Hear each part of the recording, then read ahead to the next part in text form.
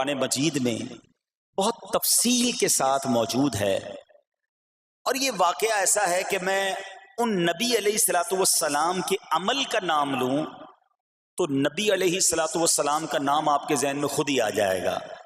یعنی انہوں نے وہ عمل ایسا کیا کہ اب ان کے نام کے ساتھ وہ عمل ایک خاص ٹیگ بن گیا ہے. اور اگر میں اب عمل بتاتا ہوں، نام آپ خود بتائیں گے.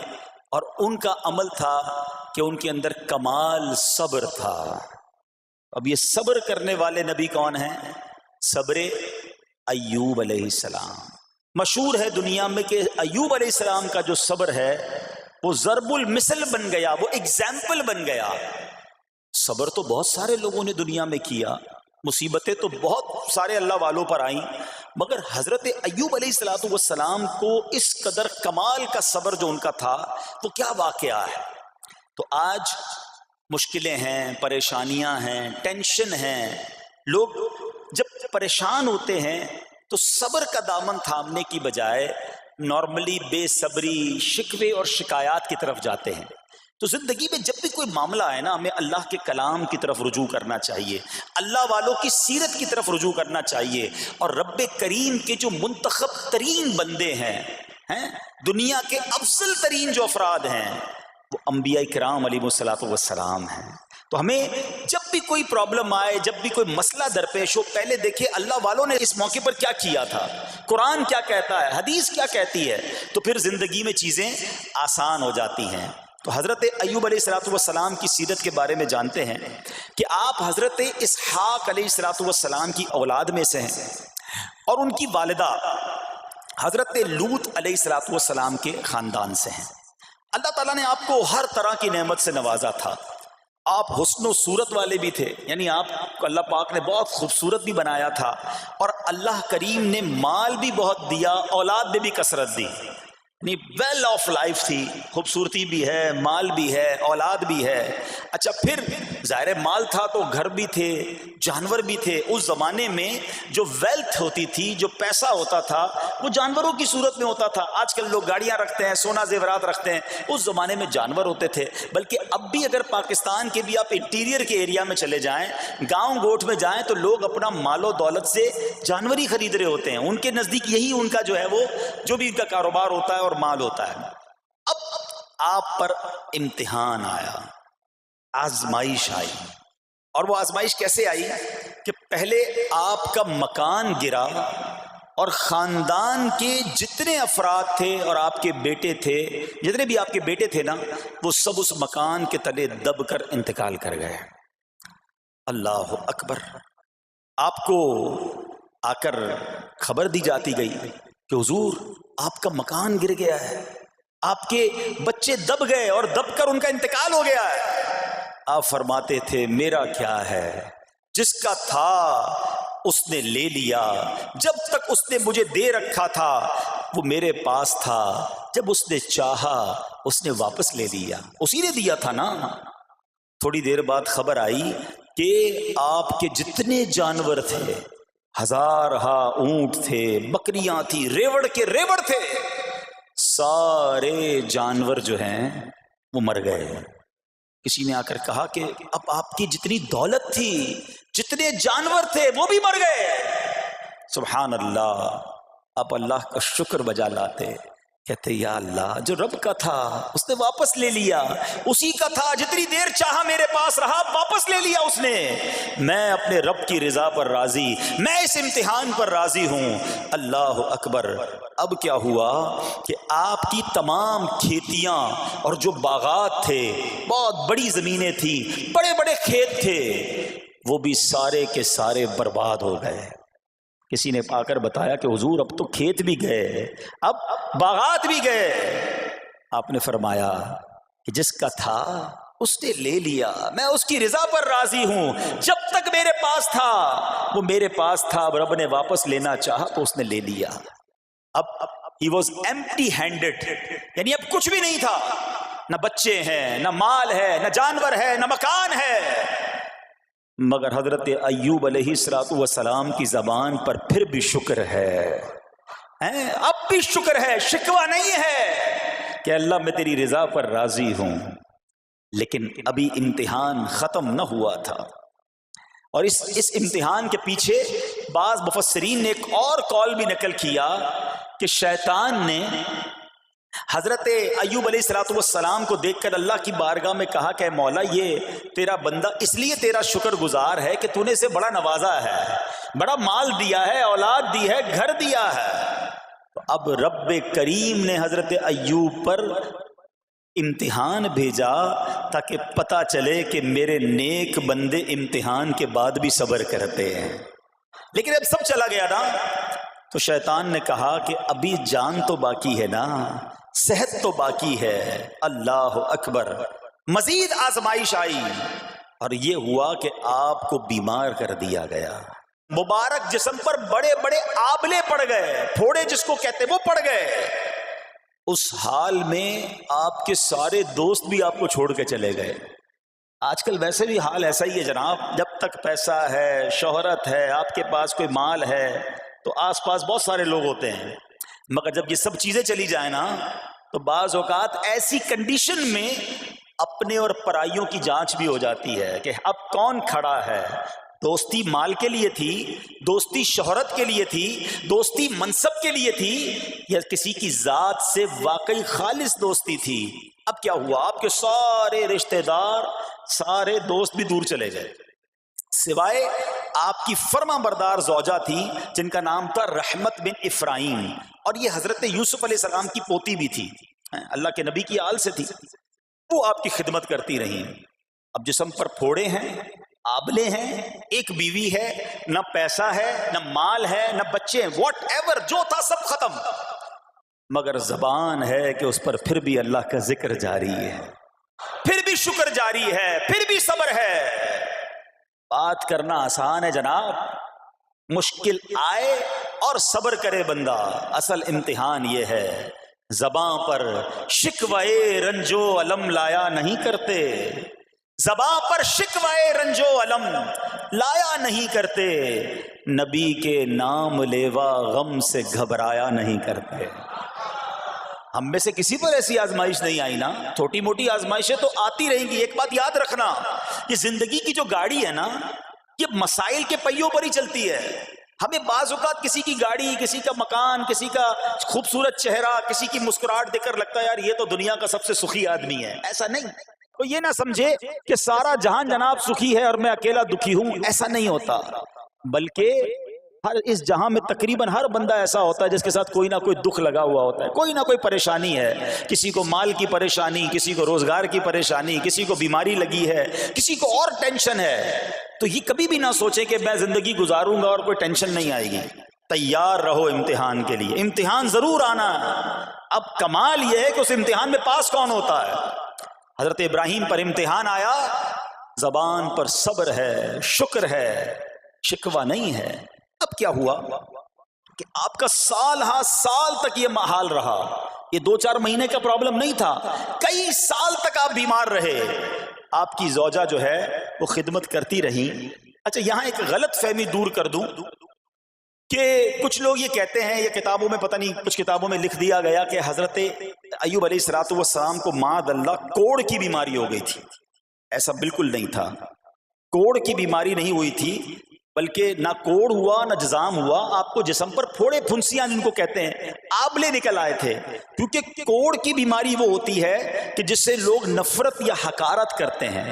اللہ کے کسی بھی نبی کو کبھی بھی کوئی ایسی بیماری نہیں ہوئی جس کی وجہ سے لوگ اس سے حقارت یا نفرت کریں یا دور بھاگیں، کیونکہ اللہ نے ان نفوس قدسیہ کو، ان نیک بندوں کو، ان منتخب شخصیات کو لوگوں کی ہدایت کے لیے بھیجا ہے۔ ان کو کبھی کوئی ایسی چیز نہیں ہوئی کہ جس سے لوگ گھن کھا کر دور بھاگیں، تو یہ بالکل غلط ہے۔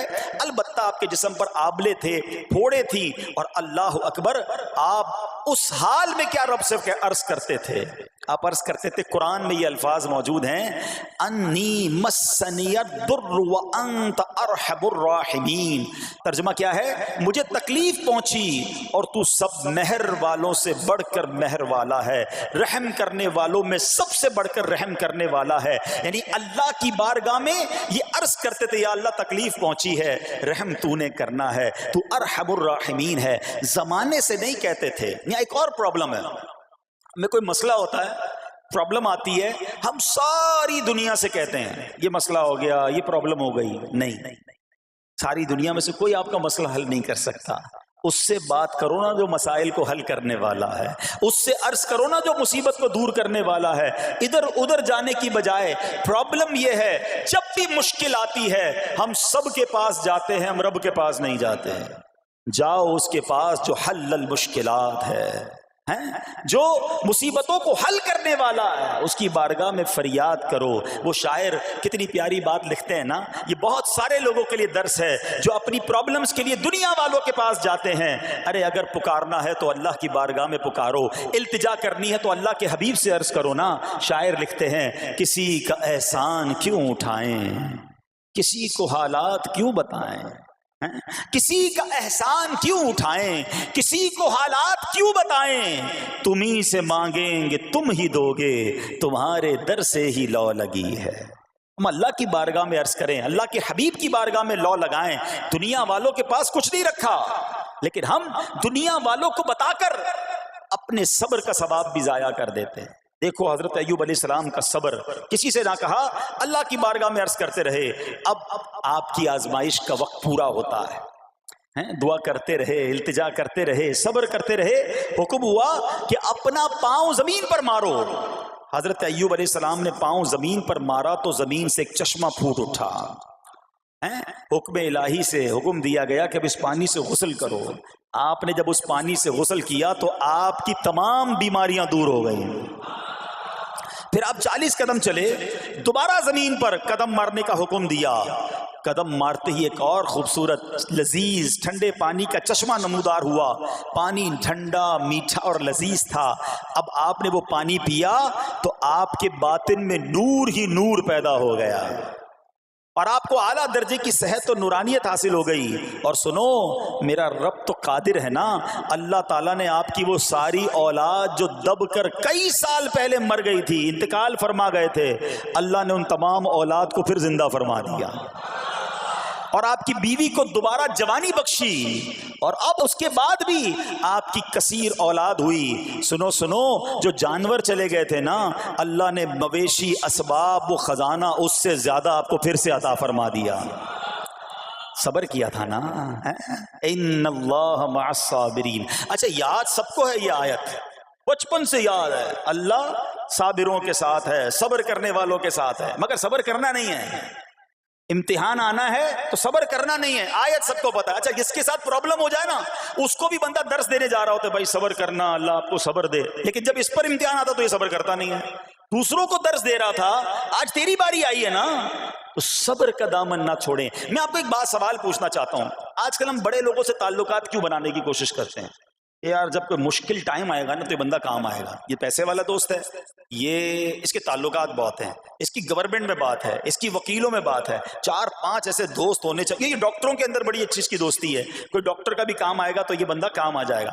ہم دنیا والوں سے تعلقات اس لیے بناتے ہیں تاکہ یار مصیبت آئے تو یہ بندہ کام آئے. اور نارملی اکثر ایسا ہوتا ہے کہ جس سے امید رکھی ہوتی ہے مصیبت کے وقت غائب ہو جاتا ہے. لیکن رب خود قرآن میں فرما رہا ہے ان اللہ مع الصابرین، صبر کر لو، اللہ کی رحمت تمہارے ساتھ ہو جائے گی. اب میں آپ سے سوال کرتا ہوں، دنیا کے تعلقات ہوں یہ ضروری ہے یا یہ فائدہ مند ہے، یا بندہ صبر کر لے تو اللہ کی رحمت ساتھ ہو جائے، سارے غم ویسے ہی دور ہو جائیں گے؟ صبر، اس کو نہیں چھوڑنا ہے. تو حضرت ایوب علیہ السلام کی زندگی میں ایک اور واقعہ یہ ہوا کہ جب آپ بیمار تھے، آپ کو پتہ جب بندہ بیمار ہوتا ہے تو بعض اوقات اس کی طبیعت میں کیفیات بھی ہوتی ہیں.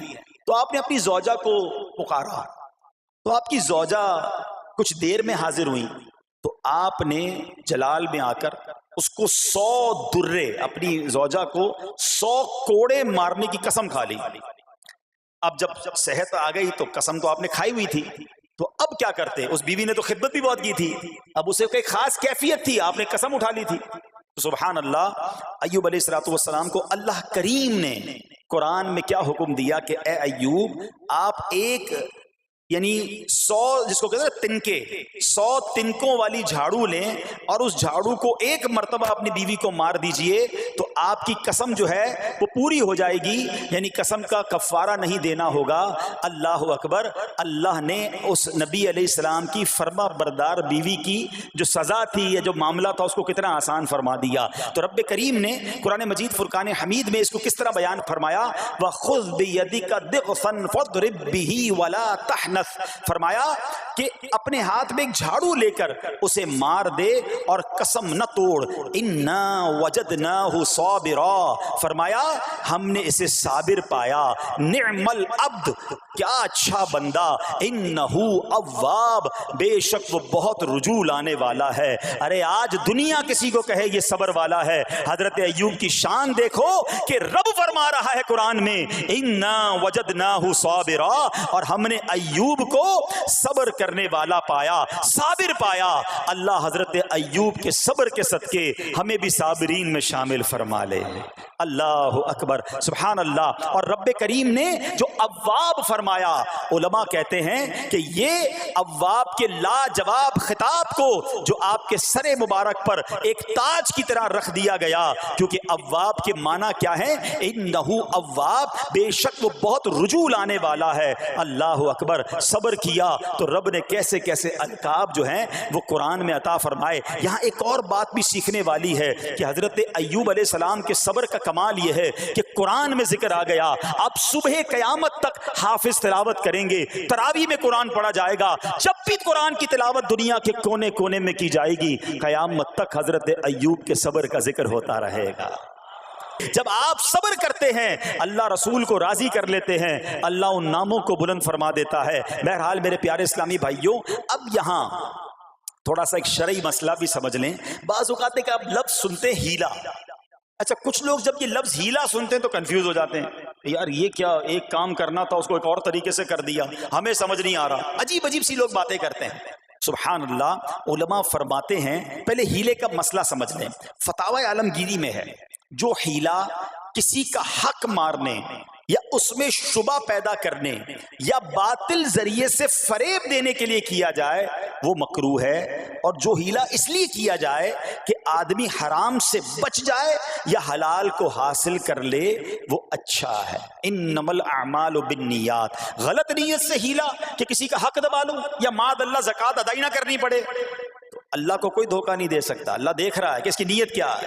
لیکن ہیلا اس لیے ہے کہ حرام سے بچ جائے، حلال حاصل کر لیا جائے، تو اس کی جو جواز کی صورتیں ہیں علماء نے فرمایا یہ آیت اس میں دلیل ہے، اور آیت کیا تھی، وَخُذْ بِيَدِكَ ضِغْثًا فَاضْرِب بِهِ وَلَا تَحْنَثْ، اور فرمایا اپنے ہاتھ سے ایک جھاڑو لے کر اسے مار دو اور قسم نہ توڑو۔ قسم تو 100 کوڑے مارنے کی تھی، اللہ کریم نے آسانی کا راستہ بتایا۔ ہاں ایک بات یاد رہے، یہ بڑی امپورٹنٹ بات کرنے جا رہا ہوں کہ مفتیان کرام، قابل اعتماد مفتیان کرام سے رہنمائی لے کر ہم جیسے لوگوں کو، عوام الناس کو کوئی ہیلا اپنے طور پہ نہیں کر لینا چاہیے۔ ہاں کیونکہ بعض ہیلوں کی شرعی طور پر اجازت نہیں ہوتی، اور بعض اوقات ہیلا کرنے میں ایسی غلطی لوگ کر جاتے ہیں جن کی وجہ سے ہیلا ہوتا ہی نہیں ہے۔ تو یہاں صرف آپ کو دلیل بتانا تھا، باقی اگر کسی قسم کا کوئی شرعی ہیلا کرنا ہے تو قابل اعتماد مفتیان کرام سے رجوع کیا جائے۔ سبحان اللہ۔ اب حضرت ایوب علیہ السلام کے صبر کی بات ہوئی ہے نا، اللہ نے پتہ ہے آپ کو کتنا مقام عطا فرمایا کہ نبی کریم صلی اللہ تعالی علیہ وآلہ وسلم نے ارشاد فرمایا حضرت ایوب لوگوں میں سب سے بڑھ کر عالم، صابر اور غصہ پینے والے تھے۔ حضرت ابن مسعود رضی اللہ تعالیٰ عنہ سے مروی ہے کہ حضرت ایوب علیہ السلام قیامت کے دن صبر کرنے والوں کے سردار ہوں گے۔ ہاں صبر کرنے والوں کے بھی سردار ہوں گے۔ اچھا بعض اوقات ہوتا کیا ہے، اچانک کوئی پرابلم آ گئی، کہیں آگ لگ گئی، گاڑی میں نقصان ہو گیا، پیسے چوری ہو گئے، موبائل چوری ہو گیا، کوئی چیز میں نقصان ہو گیا، کاروبار میں نقصان ہو گیا، صحت خراب ہوئی، بندہ کہتا ہے یار یہ میرے ساتھ کیوں ہوا ہے، میں نے ایسا کیا کیا ہے۔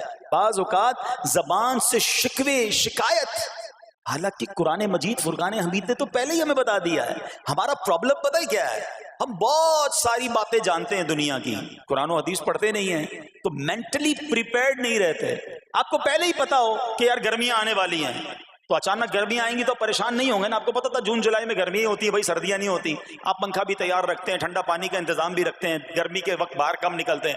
اور سردیاں آتی ہیں آپ کو پہلے ہی پتا ہوتا ہے, رضائی تیار کر لیتے ہیں, سویٹر نکال لیتے ہیں. ایسا نہیں ہوتا کہ صبح اٹھتے تو 40 ڈگری ہوتا ہے, دوسرے دن اٹھتے تو 5 ڈگری ہوتا ہے. بندہ کہ یار آج ٹھنڈ کیوں ہو گئی, کل گرمی کیوں ہو گئی. مینٹلی پریپیئرڈ جب بندہ ہوتا ہے تو وہ تیار ہوتا ہے. اگر جو قرآن پڑھنے والا ہے, حدیث پڑھنے والا ہے, اس کو تو پہلے ہی مینٹلی پریپیئرڈ ہونا ہے. کیوں؟ قرآن کا وعدہ ہے نا, قرآن کا اعلان سنو. اللہ کریم قرآن مجید میں کیا ارشاد فرماتا ہے؟ بسم اللہ الرحمن الرحیم وَلَنَبْلُوَنَّكُمْ بِشَيْءٍ مِّنَ الْخَوْفِ وَالْجُوعِ وَنَقْصٍ مِّنَ الْأَمْوَالِ وَالْأَنفُسِ وَالثَّمَرَاتِ وَبَشِّرِ الصَّابِرِينَ. اور ضرور ہم تمہیں آزمائیں گے. کیا فرمایا؟ ضرور آزمائیں گے, تیار رہو. دیر از ایگزامینیشن. اچھا, آزمائش کن کی چیزوں کی ہوگی؟ سبحان اللہ, قرآن نے لسٹ بھی دے دی ہے کہ آزمائش کیا ہوگی. فرمایا کچھ ڈر سے, اچانک خوف آ جاتا ہے نا, کوئی دشمن آ جاتا ہے, کوئی دھمکی دے رہا ہوتا ہے, اچانک حالات خراب ہو جاتے ہیں, دل میں خوف بیٹھ جاتا ہے. پھر فرمایا بھوک سے, مال کم ہو گیا, تنگی آ گئی تو بھوک سے. پھر فرمایا کچھ مالوں اور جانوں اور پھلوں کی کمی سے. کبھی کاروبار میں نقصان ہوگا, کبھی کسی کے باغات ہے تو باغ فصل اجڑ سکتی ہے, آپ کو کوئی نقصان ہو سکتا ہے, کسی جگہ آگ لگ سکتی ہے, اور جانوں کی کمی سے بیماری بھی آ سکتی ہے. مگر آگے کیا فرمایا؟ وَبَشِّرِ الصَّابِرِينَ. خوشخبری سنا ان صبر والوں کو. اور جب سبحان اللہ یہ ایگزام آتا ہے نا, جو اس ایگزام سے نکل جاتا ہے تو رب نے فرمایا خوشخبری ہے. اللہ اکبر. ہم نے زندگی میں دیکھا ہے جس نے مصیبت پر صبر کیا, اللہ کی رضا پر راضی رہا, اللہ نے مشکل سے بھی نکالا اور پہلے سے اسے زیادہ عطا فرما دیا. ہمارا پرابلم ہی ہم ٹیسٹ میں فیل ہو جاتے ہیں. جیسے ہی امتحان شروع ہوا, واویلا شروع, شور شروع, شکوے شروع. سب کو بتانا, حالانکہ کر کوئی نہیں سکتا لیکن سب کو بتائیں گے. نہ کرو ایسا, میں جانوں میرا رب جانے, مجھے کیوں کسی کو بتانا ہے. ہاں وہ کریم ہے, وہ دیکھ رہا ہے کہ میرا بندہ صبر کر رہا ہے. سبحان اللہ. حضرت سیدنا امام ابو جعفر محمد بن جریر طبری تفسیر طبری میں اس آیت مبارک کے تحت فرماتے ہیں, یعنی ہم تمہیں دشمن کے خوف, قحط سالی, شدید بھوک و فقر و فاقہ, فصلوں کی کمی, مقاصد کے حصول میں مشکلات, کفار سے جنگ کے دوران افرادی قوت میں کمی اور اہل و عیال کی موت وغیرہ کے ذریعے آزمائیں گے. اور یہ سب چیزیں بطور امتحان ہوں گی تاکہ تمہارے سچے جھوٹوں سے اور اہل بصیرت منافقوں سے جدا ہو جائیں. یعنی اس ٹیسٹ میں پتہ چل جائے گا کون اللہ والا ہے, کون صبر والا ہے, کون اللہ کی رضا پر راضی رہنے والا ہے. سنو سنو, جب یہ تکلیف آتی ہے نا تو اس کا پھر اجر کتنا ملتا ہے. شہنشاہ نبوت, مخزن جود و سخاوت صلی اللہ تعالی علیہ وسلم نے ارشاد فرمایا, جو دنیا میں ہی اپنی ہر خواہش کی تکمیل کر لے تو یہ چیز آخرت میں اس کے اور اس کی خواہش کے درمیان آڑ اور پردہ بن جائے گی. اور جو مالداروں کی زینت کی طرف اپنی نگاہیں دراز کرے تو وہ آسمان والوں کے سامنے بے عزت ہو جاتا ہے. اور جو شدید بھوک پر صبر کرے, اللہ عز و جل اس کو جنت الفردوس میں جہاں چاہے گا ٹھکانہ عطا فرمائے گا. ہاں, ہر چیز پوری ہو جائے, جو چاہیے وہ مل جائے, یہ نہیں ہونا چاہیے. کچھ نہ کچھ آزمائشیں آئیں گی, اور اگر سب ادھر مل گیا تو ادھر پھر کیا ملے گا. ہم اللہ سے یہ دعا کرتے ہیں کہ ادھر بھی عطا فرمائے, ادھر بھی محروم نہ کرے. ہاں, ہمیں ڈرتے بھی رہنا چاہیے کہ یار میں جو مانگتا ہوں ادھر مل جاتا ہے, کہیں وہاں محروم نہ رہ جاؤں. تو آزمائش آئے تو صبر کرنا چاہیے, اللہ کی رضا کے طور پہ زندگی گزارنی چاہیے. ایک بار نبی پاک علیہ الصلوۃ والسلام انصار کے پاس تشریف لے گئے تو فرمایا کیا تم مومن ہو؟ بڑا کمال کا سوال جواب ہے, ذرا غور کیجئے گا. ہمارے پاس بھی کوئی آ کر کہے کہ کیا تم مومن ہو تو ہم کیا جواب دیں گے؟ صحابہ خاموش رہے. سیدنا فاروق اعظم نے کہا حضور ہاں ہم مومن ہیں. شاید ہمارا بھی جواب یہی ہوگا, ہم مومن ہیں. مگر اگلا سوال سنو نبی پاک علیہ الصلوۃ والسلام کا. فرمایا کہ اگر تم مومن ہو تو تمہارے ایمان کی علامت کیا ہے؟ ہاں, اب ہم سے کوئی یہ سوال کرے تو ہم جواب کیسے دیں گے؟ بھائی تم کہہ رہے ہو مومن ہیں, واٹ از دا سمٹمز, کوئی نشانی, کوئی علامت تو بتاؤ نا. اب یہ سوال کرنے والے کون ہیں؟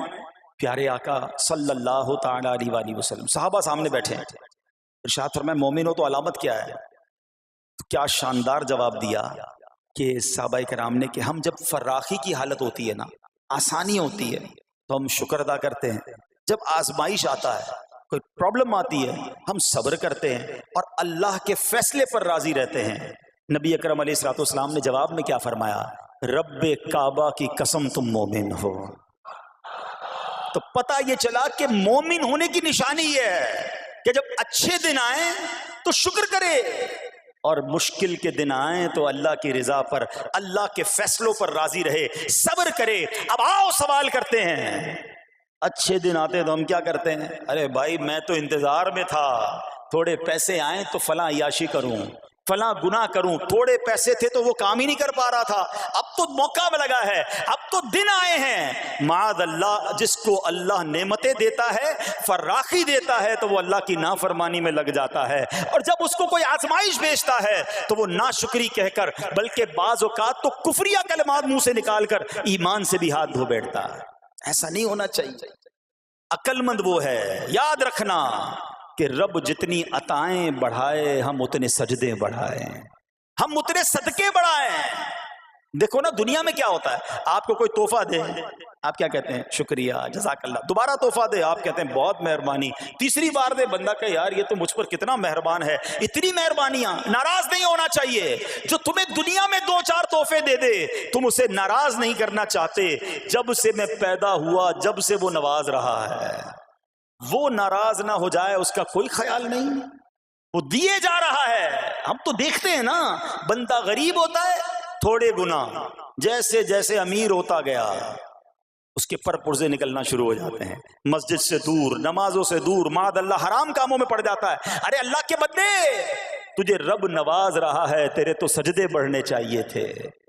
لیکن ہوتا کیا ہے، وہ عطائیں بڑھاتا ہے، لوگ خطائیں بڑھاتے ہیں۔ نہ کرو ایسا۔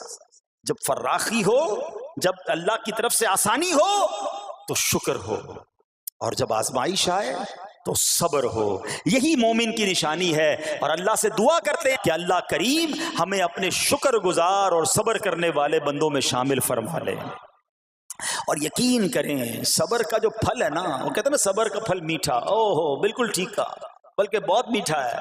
سنو، اللہ عز و جل فرماتا ہے کہ جب میں کسی بندے کو بیماری میں مبتلا کروں، ہو سکتا ہے یہاں بھی میرا کوئی بھائی بیمار بیٹھا ہو، مدنی چینل کے ناظرین میں سے کوئی بیمار بیٹھا ہو، دیکھو بیماری آئے نا، شکوہ مت کرنا، صبر کرنا۔ فضیلت سنو، حدیث قدسی ہے، اللہ فرماتا ہے جب میں اپنے کسی بندے کو بیماری میں مبتلا کروں اور وہ اس پر صبر کرے، کسی سے شکایت نہ کرے، تو میں اس کے گوشت کو اچھے گوشت سے اور اس کے خون کو اچھے خون سے بدل دیتا ہوں۔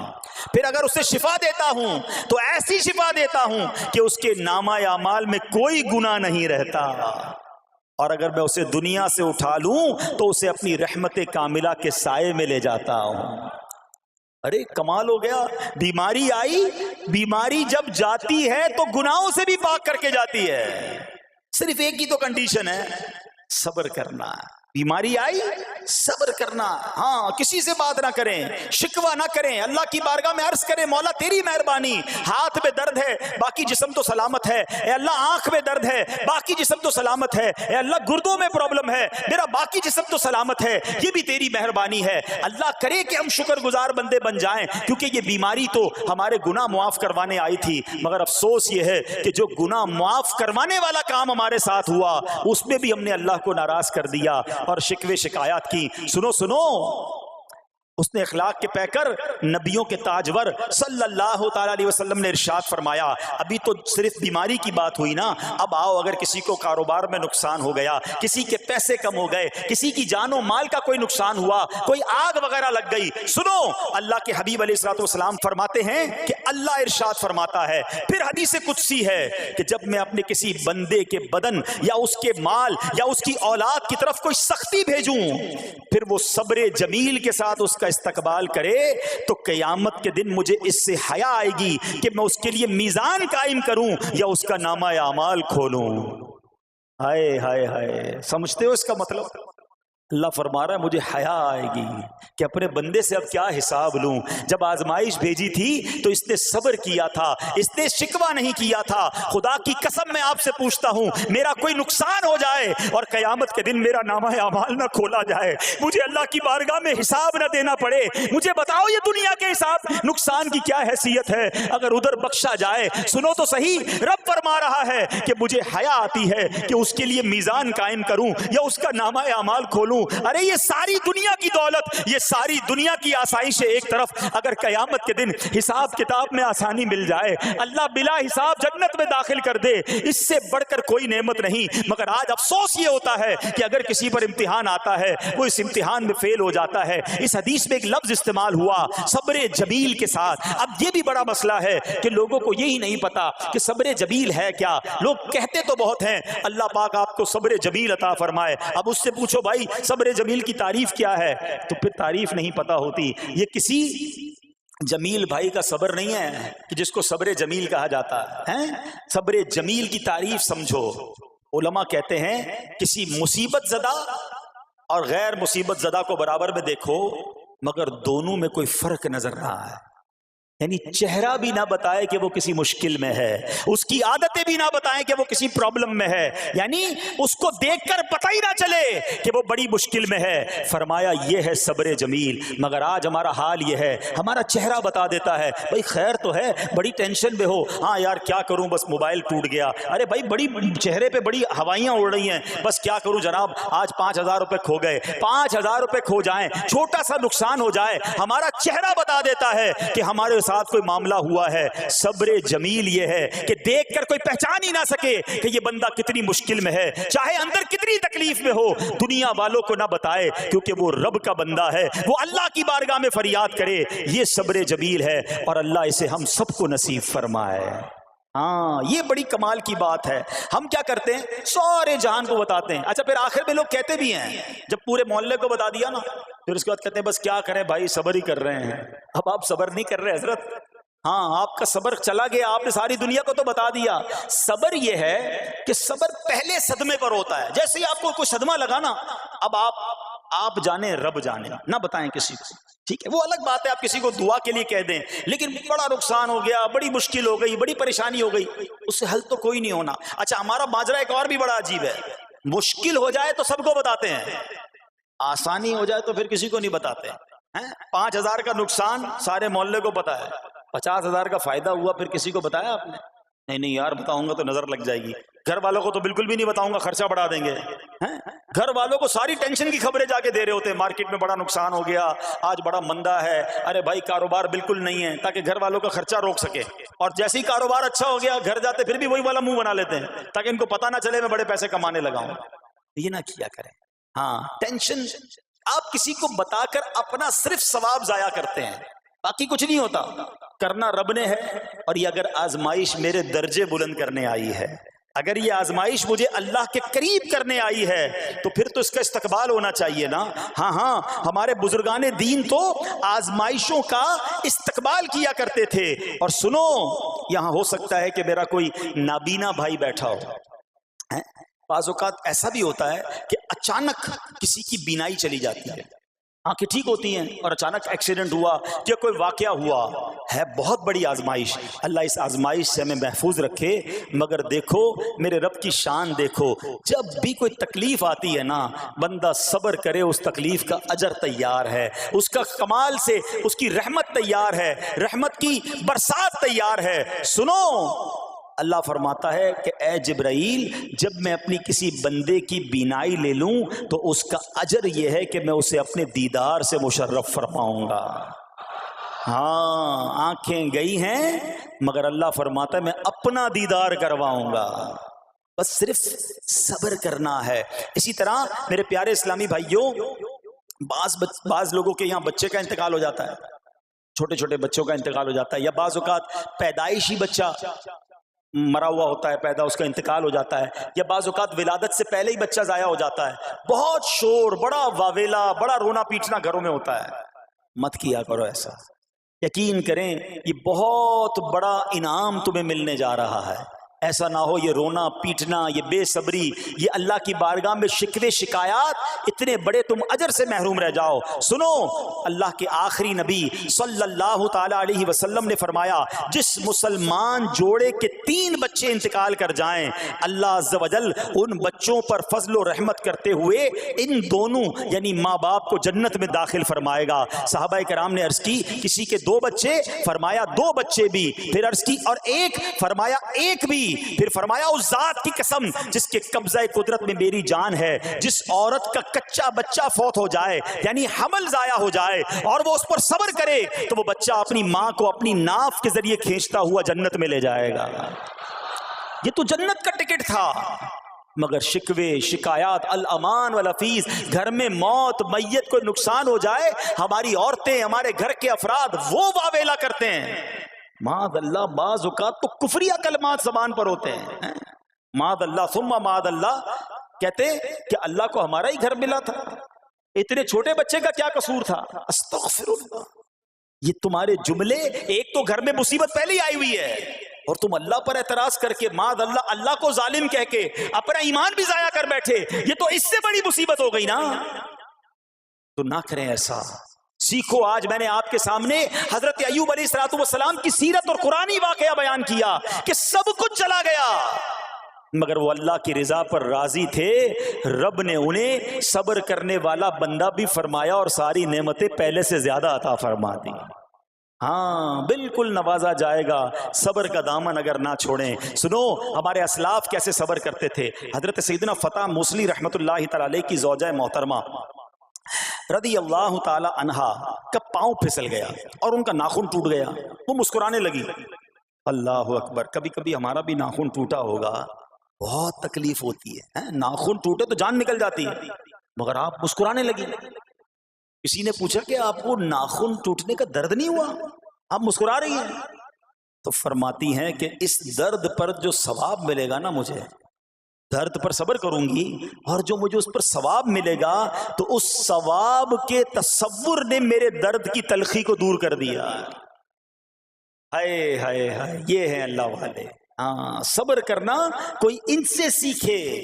میرے پیارے اسلامی بھائیوں، احادیث میں روایتوں میں یہ مضمون ملتا ہے کہ اللہ کریم کی بارگاہ میں بندے کا کوئی درجہ رکھا ہوتا ہے، یعنی اللہ کی رضا یہ کہ بندہ اس سٹیج تک پہنچ جائے، اس درجے تک پہنچے، مگر وہ نماز کے ذریعے، روزوں کے ذریعے، عبادتوں کے ذریعے اس درجے تک نہیں پہنچتا۔ پھر اللہ اس پر آزمائش بھیجتا ہے کہ میرا بندہ صبر کر لے تاکہ صبر کر کے اس درجے کو حاصل کر لے۔ ہائے ہائے، یعنی مجھ پر کوئی آزمائش آئی تھی میرے درجے بڑھانے، مگر ہائے میری بے صبری کہ میں نے وہ درجہ پانے کا موقع ضائع کر دیا، میں نے وہ ثواب پانے کا موقع ضائع کر دیا۔ خدا را یاد رکھنا، اگر کسی آزمائش سے گزر رہے ہو تب بھی، اور اگر آئندہ کوئی آزمائش آئے، صبر کا دامن نہ چھوڑنا، یہ تصور کر لینا کہ یہ میرے گناہ معاف کرنے کا ذریعہ بن رہا ہے، یہ میرے درجے بڑھانے کا ذریعہ بن رہا ہے۔ اور سنو، جب مصیبت آئے تو پڑھنا کیا ہے؟ رسول اللہ صلی اللہ تعالی علیہ وآلہ وسلم نے فرمایا جو مصیبت کے وقت انا للہ و انا الیہ راجعون کہتا ہے تو اللہ عز و جل اس کی پریشانی دور فرما دیتا ہے اور اس کے کام کا انجام اچھا فرماتا ہے اور اسے ایسا بدل عطا فرماتا ہے جس پر وہ راضی ہو جاتا ہے۔ تو یہ پڑھ لیں، لیکن شکوہ نہ کریں، دنیا والوں کو بتانے کی حاجت نہیں۔ اچھا، وہ جو میں بات کر رہا تھا کہ تکلیف سب کو بتانی ہے اور راحت کے بارے میں کسی کو کوئی شکر کرتا ہوا نظر نہیں آتا۔ ایک بار ایک شخص کے سر پر جو ہے نا وہ تکلیف ہوئی نا، سر میں درد ہو گیا، اس نے پٹی باندھی اور گھومنے لگا۔ اس زمانے میں حضرت رابعہ بصریہ رضی اللہ رحمت اللہ تعالی علیہ، اللہ کی بہت بڑی ولیاں ہیں، آپ نے اس کو دیکھا کہ کیوں پٹی باندھی ہے؟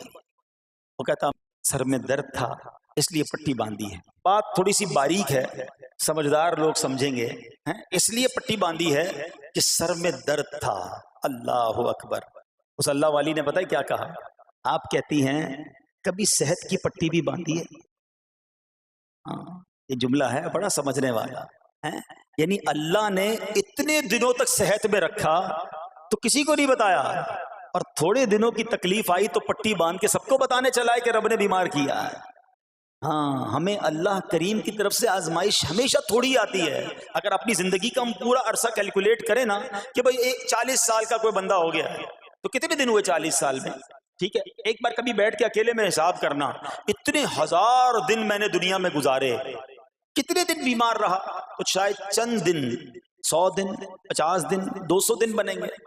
کئی ہزار دنوں میں سے اگر چند دن اللہ نے مجھ پر آزمائش ڈالی تو ہزاروں دن راحت بھی تو ڈالی نا، صحت بھی تو عطا فرمایا. اتنے دن جس رب نے چھاؤں میں کھڑا کیا، اگر تھوڑی دیر کے لیے دھوپ آئی ہے تو مجھے شکوہ نہیں کرنے چاہیے. یاد رکھنا ہر رات کے بعد صبح ہے، ہر دھوپ کے بعد چھاؤں ہے. اگر تم انتظار کرو گے تو رب ایسی رحمت تم پر نازل کرے گا، اپنے غیب کے خزانوں سے عطا فرمائے گا. قرآن میں رب نے وعدہ کیا ہے وَمَن يَتَوَکَّلْ عَلَى اللَّهِ فَهُوَ حَسْبُهُ، جو اللہ پر بھروسہ کرے اللہ اس کے لیے کافی ہے. مگر ہمارا پرابلم یہ ہے کہ جب مشکل آتی ہے ہم یہ ساری باتیں بھول کر بس شکوہ، شکایات اور پریشانی میں چلے جاتے ہیں. ارے آپ اس مصیبت کو اللہ کی طرف سے نعمت سمجھ لو، اللہ کی طرف سے یہ سمجھ لو کہ میرے گناہ معاف کروانے، میرے درجات بلند کرنے کے لیے آیا ہے. اچھا اب ایک اور بات، بعض اوقات شیطان ہے نا وہ کسی کے دماغ میں وسوسہ ڈالتا ہے کہ یار جب میں نمازیں نہیں پڑھتا تھا نا تب تو اتنا پریشان نہیں رہتا تھا، جب سے نمازیں شروع کی، دعوت اسلامی کے اجتماع میں آنے لگا، مدنی قافلوں میں سفر شروع کر دیا، اب تو میں نے کچھ ذمہ داری بھی لینا شروع کر دی ہے. ارے میں نے جب سے امامہ پہنا ہے، یہ داڑھی رکھ لی ہے، میری کوئی اسلامی بہن سن رہی ہے کہ بے پردہ گھومتی تھی تو کوئی اتنا ٹینشن نہیں تھا، اب میں نے جناب پردہ کرنا شروع کیا ہے، قرآن پڑھنا شروع کیا ہے تو ٹینشنیں شروع ہو گئی ہیں. اب شیطان بعض لوگوں کے ذہنوں میں یہ وسوسہ ڈالتا ہے کہ میں تو دین کے قریب ہو رہا ہوں، اللہ کے قریب ہو رہا ہوں، اور مجھ پر آزمائشیں کیوں آ رہی ہیں؟ سنو سبحان اللہ، اللہ کے حبیب علیہ الصلوۃ والسلام کی کیا شان ہے. اعلیٰ حضرت ایسے ہی نہیں کہتے کہ میں نثار تیرے کلام پر ملی یوں تو کس کو زبان نہیں، وہ سخن ہے جس میں سخن نہ ہو، وہ بیان ہے جس کا بیان نہیں. میرے آقا نے کم و بیش 1450 سال پہلے یہ مسئلہ سالو کر دیا. حضرت سیدنا سعد بن ابو وقاص رضی اللہ تعالیٰ عنہ فرماتے ہیں کہ میں نے عرض کی یا رسول اللہ صلی اللہ تعالیٰ علیہ وسلم سب سے زیادہ مصیبتیں کن لوگوں پر ہیں؟ گلی مقاتی نا، پنجابی بچ کہتے ہیں نا گالی بات ہی ختم کر دی. حضور یہ بتائیں سب سے زیادہ مصیبتیں کن لوگوں پر آئیں؟ پیارے آقا نے فرمایا انبیاء پر. اللہ اکبر، اللہ کے سب سے قریب تو انبیاء ہیں نا، انبیاء پر، پھر ان لوگوں کے بعد جو لوگ بہتر ہیں، پھر ان کے بعد جو بہتر ہیں. سنو اب اگلا جملہ، بندے کو اپنی دینداری کے اعتبار سے مصیبت میں مبتلا کیا جاتا ہے. اگر وہ دین میں سخت ہوتا ہے اس کی آزمائش بھی سخت ہوتی ہے، اگر وہ دین میں کمزور ہوتا ہے تو اللہ عز و جل اس کی دینداری کے مطابق اسے آزماتا ہے. بندہ مصیبت میں مبتلا ہوتا رہتا ہے یہاں تک کہ اس کے دنیا میں ہی اس کے سارے گناہ بخش دیے جاتے ہیں. گویا اللہ کی یہ رحمت ہے کہ بندہ بڑا نیک ہو رہا ہے، رب چاہتا ہے کہ اس بندے پر آزمائش بھیجوں، میرا نیک بندہ صبر کرے، اس کے گناہ معاف ہو جائیں اور میرے پاس آئے تو اس کو جنت میں داخل کر دوں. اللہ اکبر. اے پیارے اسلامی بھائیو یاد رکھنا، اب جو میں نے ایک سوال قائم کیا تھا نا کہ یار میں تو دین کے قریب، میں تو اللہ کے قریب ہونے کی کوشش کر رہا ہوں اور ایک کے بعد ایک آزمائش آ رہی ہے، یہ کیا ہے؟ اب ایک اور حدیث سن لو. سبحان اللہ. حضرت سیدنا انس رضی اللہ تعالیٰ عنہ سے روایت ہے، سرکار والا تبار، ہم بے کسوں کے مددگار، شفیع روز شمار، دو عالم کے مالک و مختار صلی اللہ تعالی علیہ وآلہ وسلم نے فرمایا جب اللہ عز و جل کسی بندے سے محبت فرماتا ہے، سننا ذرا غور سے، اللہ عز و جل جب اپنے کسی بندے سے محبت فرماتا ہے یا اسے اپنا دوست بنانے کا ارادہ فرماتا ہے تو اس پر آزمائشوں کی بارش فرما دیتا ہے. اب سوال ہے نا کہ میں اللہ دوست بھی بنا رہا ہے، اللہ کریم اس پر محبت بھی فرما رہا ہے اور آزمائشیں بھی بھیج رہا ہے. دوست پر آزمائشیں کون بھیجتا ہے؟ دوست کو تو راحتیں ڈالی جاتی ہیں. ہائے ہائے، اب یہی تو امتحان ہے، یہی تو چیک ہے. سنو، نبی پاک فرماتے ہیں جب اللہ اس پر آزمائش بھیجتا ہے نا وہ بندہ اپنے رب کو پکارتا ہے، اے میرے رب عز و جل، تو اللہ فرماتا ہے میرے بندے تو جو کچھ مجھ سے مانگے گا میں تجھے عطا فرماؤں گا، تو جلد ہی تجھے دے دوں گا اور اسے تیری آخرت کے لیے ذخیرہ کر دوں گا۔ سبحان اللہ، یعنی اللہ والوں کو آزمایا جاتا ہے، ان کے درجات بلند کیے جاتے ہیں، ان کے گناہ معاف کیے جاتے ہیں۔ تو اے میرے پیارے اسلامی بھائیوں، کبھی بھی یہ ذہن میں خیال مت لانا کہ یار میں دین میں قریب آ رہا ہوں، میری آزمائشیں بڑھ رہی ہیں۔ سمجھ لو امتحان شروع ہو گیا ہے، ٹیسٹ شروع ہو گیا ہے، اب اس ٹیسٹ میں مجھے کامیاب ہونا ہے اور اللہ کے مزید قریب جانا ہے۔ زندگی میں جو گناہ ہو گئے ہیں یہ میرے گناہوں کا انشاءاللہ کفارہ بن جائے گا، میرے درجات کی بلندی کا سبب بن جائے گا۔ اللہ سے عرض کرنا، اے مولا میں تیری رضا پر راضی، میں تیرے فیصلوں پر راضی، اب تک جو دیا تھا تو نے دیا تھا، یہ سب کچھ تیرا ہے۔ اے رب جب تو واپس لے گا میں اس پر راضی۔ جب یہ ثابت قدمی نصیب ہو گئی پھر دیکھو غیب کے خزانوں سے کیسا آپ کے دل پر سکینہ اترے گا، پھر کیسا آپ پر رحمتوں کا نزول ہوگا۔ تو اے میرے پیارے اسلامی بھائیوں، مصیبتیں آ چکی اور آنے بھی والی ہیں، پہلے ذہنی طور پر تیار رہنا، مگر صبر کرنا۔ یہ چند دنوں کی، چند گھنٹوں کی، چند لمحوں کی مصیبت ہے، مگر یہ تمہارے درجات کو بلند کر دے گی۔ رب کریم صبر کرنے والوں کو پسند فرماتا ہے۔ اور جو میں نے بات کہی تھی کہ صبر بھی کریں اور جب اللہ کریم کی طرف سے راحتیں آ جائیں تو شکر بھی کریں۔ کیا شاندار رب کا قرآن میں فرمان ہے، اللہ فرماتا ہے وَإِذْ تَأَذَّنَ رَبُّكُمْ لَئِن شَكَرْتُمْ لَأَزِيدَنَّكُمْ وَلَئِن كَفَرْتُمْ إِنَّ عَذَابِي لَشَدِيدٌ۔ اللہ قرآن میں فرماتا ہے اور یاد کرو جب تمہارے رب نے اعلان فرما دیا کہ اگر تم میرا شکر ادا کرو گے میں تمہیں اور زیادہ عطا کروں گا۔ ہاں شکر کرو رب اور دے گا، مگر اگلا حصہ سمجھنے والا ہے، اور اگر تم ناشکری کرو گے تو میرا عذاب سخت ہے۔ اللہ نے اپنے عذاب سے بھی ڈرایا ہے اور شکر کرنے کا درس بھی دیا ہے۔ تو بہرحال میرے پیارے اسلامی بھائیوں، اللہ کریم سے میں دعا کرتا ہوں کہ اپنے نیک بندوں کے صدقے، کربلا والوں کے صبر کے صدقے، نبی پاک علیہ الصلوۃ والسلام کے طائف کے میدان میں پتھر کھا کر دعا دینے والے صبر کے صدقے، رب کریم ہمیں بھی صبر کی نعمت نصیب فرمائے۔ صرف زبانی نہیں، قلبی طور پر ہمیں صبر کرنے والوں میں شامل فرما لے۔ اگر ہم پر کوئی آزمائش ہے تو رب کریم یہ آزمائش ہمارے گناہوں کا کفارہ بنا دے، ہمارے درجات کی بلندی کا سبب بنا دے۔ دعوت اسلامی کے مدنی ماحول سے اگر ہم وابستہ رہیں گے نا تو ہمیں انشاءاللہ صبر کرنے کا پریکٹیکل جو ہے وہ موقع بھی ملتا رہے گا، کیونکہ صبر کیسے کرنا ہے اس کی کوئی پریکٹس بھی تو ہونی چاہیے نا۔